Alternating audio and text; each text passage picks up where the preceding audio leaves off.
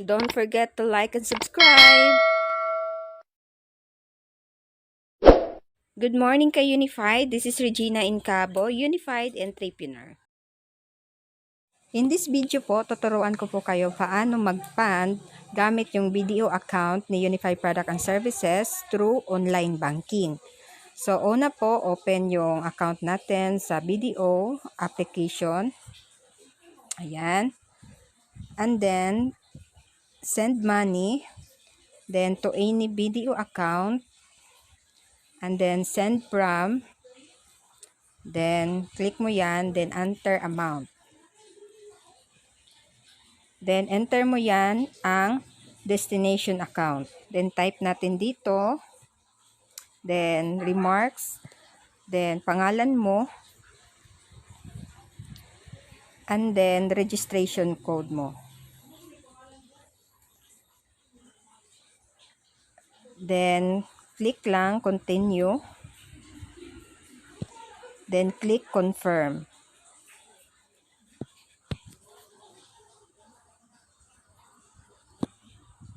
And then, screenshot natin para ating ma-attach sa ating pag-fund request sa system. So, refresh natin to. So, nakaltas na siya. So, open natin yung Unified application. So, click natin yung tatlong dot. Then, click lang natin fund request. Then, choose natin yung screenshot natin kanina na receipt. Yan. Then, upload. Then, proceed to step number 2. So, enter natin yung reference number. Yan, ito po yung reference number. Then, mobile number. Then, fund type, e-cash. Then, deposit type is online. Kasi online natin yung transaction. Then, BDO account. Then, Butuan branch. Kung saang branch kayo nag-deposit or yung account nyo po. And then, yung amount. So, amount is, yan. Lagay mo dyan ang amount. Then, date, kung kailan na-transact. And then, time.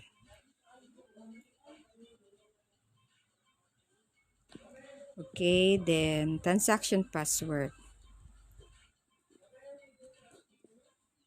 Then, click submit. Okay, then screenshot natin. Then, yun lang po yung pag-process ng online banking gamit yung Unified application, Unified BDO Bank ng Unified Product and Services. So, check natin sa account natin kung pumasok na ba yung ating pina-fund request. So, may kaltas po siyang 25 pesos and then weekdays lang po siya pwedeng mag-fund request from 9 a.m. to 3 p.m. Banking days lang. Open natin balik yung Unified application. Check natin kung andyan na po yung pina-fund request natin. So, click lang natin cancel. So, ayan na po. 10,719. So, yung pinan-request natin na 10,500.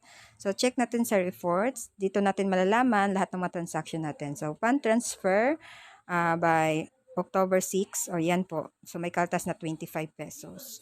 So, yun lang po ang step by step na pag-process, pag-fund request through online banking para mas madali at hindi na tayo pumila pa sa mga branches sa mga BDO branches. So try natin yung online banking. So mas pinabilis at saka mas pinadali.